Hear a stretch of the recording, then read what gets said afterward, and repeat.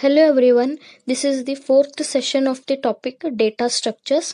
In the last session, you guys learned about arrays. In this session, you are going to learn about stack, operations of stack, and applications of stack. First, let us see how the stack is defined. Stack is a special kind of data structure where elements are inserted at one end and deleted from the same end. Stack is a non-primitive linear data structure which contains ordered collection of elements, but unlike array, the elements of the stack are inserted from one end and are deleted from the same end, and this end is called as the top of the stack. Stack is also called as LIFO data structure, that is last in first out data structure. Why? Because the element which is inserted at last is the element to be deleted at first. The real-time examples of stack are stack of plates, stack of books, stack of cards, etc.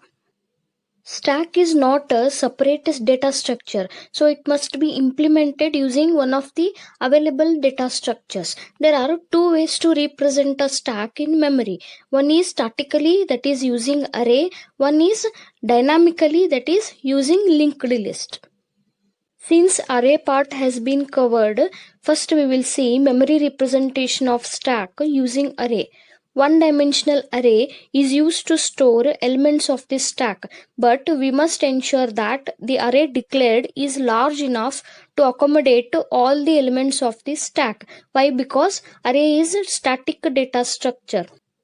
And then we require two variables. One is top, which keeps track of all the elements of the stack. All the deletion and insertion operations of the stack are made using this variable. Another one is max, which gives the maximum size of the stack. For example, let me create a stack here. Int max is equal to 5. So the maximum size of the stack is 5. In the next line, I have created a stack named S, which contains the maximum size of max. That is, the maximum size of the stack S is 5. Or simply, you can create the stack as int S of your own choice of maximum size. See the diagram here. Maximum size of the stack is 5, out of which 4 elements are already inserted. Each element will be stored in contiguous memory locations since it is an array, and it will be having index value which begins from 0 up to maximum size minus 1. Top will be always pointing to the last element which is inserted. Here in this example, last element inserted is 1 and the value of top will be its index value, that is 3. Okay, now we will see some of the operations that can be performed on a stack. Stack, peek, is empty, size, push of item, pop, and display. All these operations are used as separate functions in a program. Stack operation is used to create a new empty stack, either using linked list or an array. It requires no parameters and it returns an empty stack. Next is peek operation. It just returns which element is present at the top, but it does not remove that element, and it also needs no parameters. Next is empty. This is used to check whether the stack is empty or not, and it returns a boolean value, that is, it returns true if the stack is empty, otherwise false. Size returns a number of items which are present in this stack. It always returns an integer value. Next we will see the most common operations performed on a stack, that is push, pop, and display. Push operation is nothing but inserting an element into the stack, and only one item can be inserted at a time. See the algorithm. In the first step, we need to check the top variable. Since we are implementing the stack as an array, so if the value of top is maximum size -1, that is n minus 1, then the stack is full. If the stack is full, we cannot insert any element into the stack. So the algorithm will be exited. Otherwise, top is first incremented by 1, and in that new position the item will be inserted. Here there may be two cases, that is, if the stack is completely empty or the stack already contains some elements. If the stack is fully empty, then initially value of top will be -1. Why? Because index value always starts from 0, so we can't take that value here. So if the stack is empty, whenever a new item is to be inserted, first thing is to increment the top by 1. So at first, if the stack is empty, top will be incremented by 1. It will be pointing to the 0th position. After that, one value will be inserted. In the second case, when the stack contains already some elements, top will be always pointing to the element which is inserted at last. So whenever a new element is to be inserted, first top must be incremented by 1, and then at that position new item will be inserted. So what happens when the top is not incremented here? The new item will be inserted at the current position and the previous item will be replaced. So whenever performing push operation on a stack, we must always increment the top by 1 and then new item must be inserted. But before that, we need to check the stack full condition. This is also called as a stack overflow. Let us see one example. Initially stack is empty. After incrementing, 20 is inserted, then 60, and then 10 is inserted. So the maximum size of the stack in this example is 5 and the indices are from 0 to 4. Next is pop operation. It means to remove an element from a stack. Only one element can be removed at a time. Which element is to be removed here? The element which is inserted at last is to be removed at first. Since stack is a LIFO data structure, that is last in first out data structure. Let us see the algorithm. Before removing any element, we must check stack empty condition. If top is equal to null or if top is equal to -1, then it indicates that stack is empty. So if stack is empty, then there are no items to remove. Otherwise, the element at which top is pointing, that is stack of top, will be removed. That is, that element will be copied to a variable called item, and then top is decremented so that top is pointing to the next element which is to be deleted. Let us see one example regarding this. See here, the last element 10 is deleted first, and then 60, and then 20, and when stack becomes empty, the value of top will be -1. The next operation is display. All the elements of the stack are displayed right from the 0th position up to top position, that is up to the last element which is inserted. See the example. First, we need to check a stack empty condition. That is, if top is equal to -1, then stack is empty. So, no elements are there to display. Otherwise, for loop is used to display all the contents, and the loop starts from 0 up to top. That is, 20 is displayed first, and then 60, and then 10. Next, we will see applications of stack. First one is the expression handling, that is to convert infix to prefix, infix to postfix, and evaluation of postfix and prefix expression. In the further slides, we will see about these all expressions. Second one is backtracking. Backtracking is a technique in which we start to find solution to a problem in one path. If that path is not feasible, then we backtrack to one step and start finding solution from the previous path. Let me explain this by taking one example. See this maze.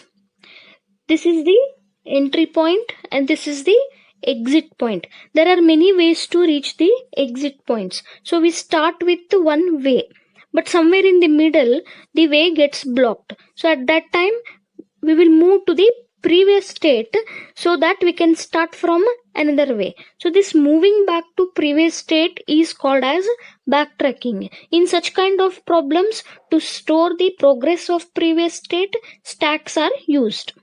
Next application is to reverse a string. Given a string, all the characters of that string are pushed into the stack.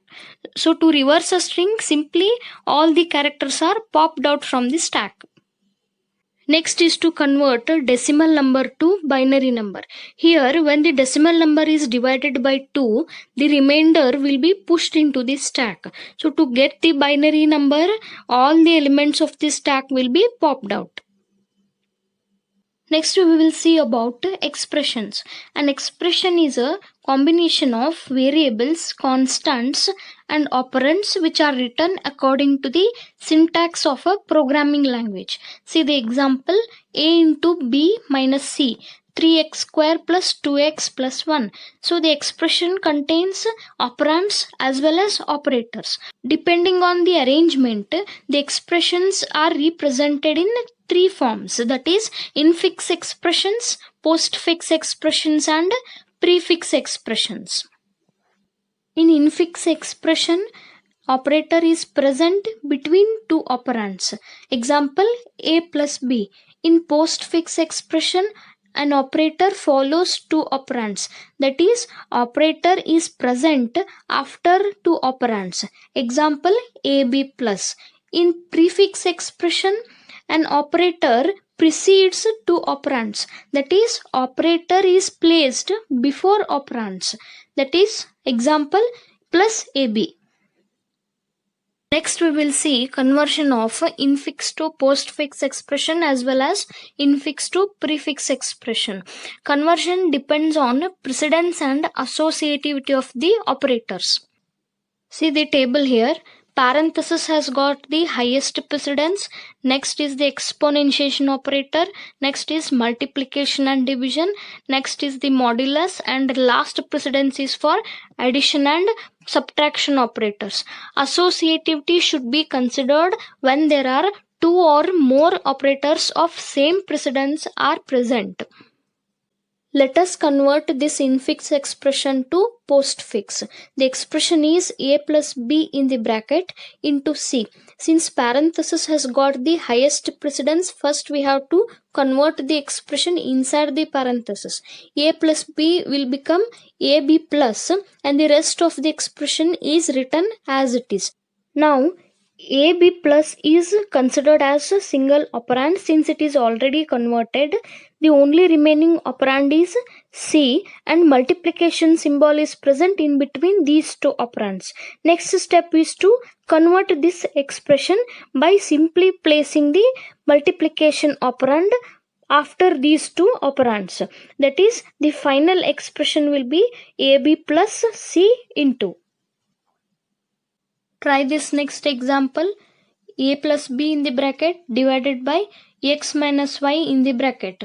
First, convert the expressions inside the parenthesis. It will become ab plus divided by xy minus. Now ab plus is one operand and xy minus is another operand. The final expression will be ab plus xy minus divided by. Please note down these two practice questions and try it yourself. We will take same examples to convert into prefix expression. Here the expression inside the bracket will become plus ab and the rest of the expression is written as it is. Next is to shift the multiplication operator before the addition operator and the final expression is into plus abc. See the second one. Expressions inside parenthesis will become plus ab divided by minus xy. The final expression will be divided by plus ab minus xy. Note down the same practice questions, convert them into both prefix and postfix expressions. Now we will see how to convert infix expression to postfix using stack. We must follow some of these steps. Let us see those. Step number 1 is to scan the expression from left to right, character by character. Step number 2, if the scanned character is operand, then print it. Step number 3, if the scanned character is a opening parenthesis, then simply push it into the stack. Step number 4, if the scanned character is a operator, we must perform one of the following actions depending on the elements of the stack. If the stack is empty, then simply push the scanned character to the stack. If the stack is not empty, then we must check the precedence. If the precedence of the scanned operator is greater than the operator which is present in the top of the stack, or if stack contains a opening parenthesis, then push it. That is, in both the conditions, we must push the scanned operator into the stack. Otherwise, pop all the elements from the stack whose precedence is greater to that of the scanned operator. That is, if any operator is present in the stack which is greater than of the scanned operator, then we must first pop all the operators and then push the scanned operator into the stack. Step number 5, if the scanned character is a closing parenthesis, then pop all the elements from the stack until a opening parenthesis is encountered and discard the parenthesis. Step number 6, repeat the steps from 2 to 5 until the infix expression is scanned completely. Even after scanning the expression, if any elements are remaining in the stack, then in the last step, all the elements should be popped out. Now, let us apply these steps to this expression. The expression is P divided by Q minus R in the bracket into S plus T, and the whole expression is contained in a bracket. Start scanning the expression from left. First scanned character is opening parenthesis. Initially stack is empty, so simply push into the stack. Next is the operand P. Operands must be printed out. So the expression contains P now. Next scanned character is division operator, but here stack is not empty, so we have to check the top operator, but top operator contains opening parenthesis, so no need to check, directly push it into the stack. Next character is again opening parenthesis, so again push into the stack. Next is the Q, so it's a operand, simply print it out. Expression now contains P and Q. Next is the minus operator, so we have to check the top operator. Top of the stack contains opening parenthesis, so no need to check the precedence, directly push this into the stack. Next is the operand R, directly print it out. Next character is the closing parenthesis. So what we must do if we encounter a closing parenthesis, see this step 5, we have to pop all the elements from a stack until a opening parenthesis is encountered. So what all must be popped out here? Only the minus operator. So the expression now becomes PQR minus, and the stack only contains opening parenthesis and division operator. The next scanned character is multiplication. Now we have to compare the precedence of division operator and this multiplication operator. Here both the operators are having same precedence. Now associativity we have to consider. Since the associativity of multiplication operator is from left to right, we have to consider the left side operator first, that is division operator. So it will be popped out and the multiplication operator is pushed into the stack. Next character is the operand S, it will be directly printed. Next is the operator addition. Now check the precedence. Addition operator has got lower precedence than the multiplication operator, so the multiplication operator will be popped first and then addition operator is pushed into the stack. And next character is T, that is operand. It will be directly printed. And at last the scanned character is closing parenthesis. So we have to pop all the elements until we encounter a opening parenthesis.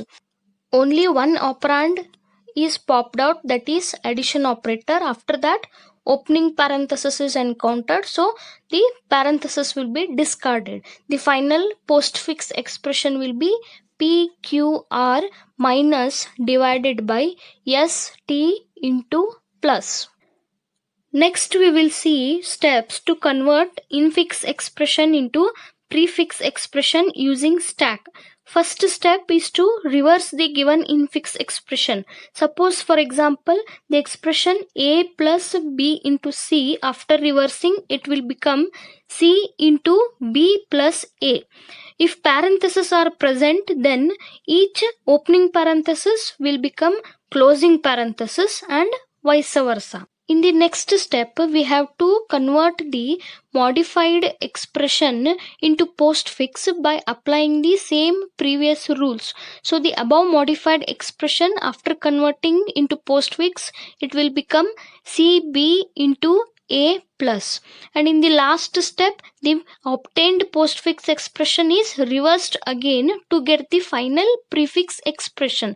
That is, the final answer of the above expression will be plus A into BC.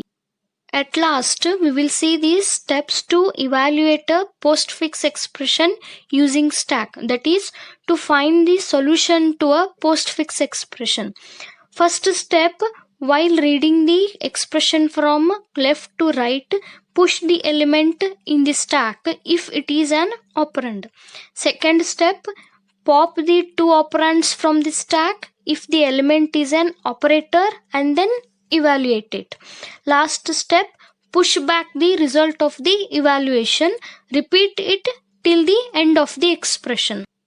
Let us apply these steps to this example. The expression is 3, 10, 5 plus star. So start scanning from left. First character is an operand, so push it into the stack. Next is also operand, push it into the stack. Next is 5, that is also an operand, so push it into the stack. So now the stack contains 3, 10 and 5. Next is the operator, that is plus. So we have to pop out the top two elements from the stack and apply this operation. That is 5 and 10 are popped out, addition is applied, the answer is again pushed into the stack. And the last is the operator multiplication. Again the same process is repeated. 3 and 15 are applied and the multiplication operation is performed. The last final answer is pushed into the stack, that is 45.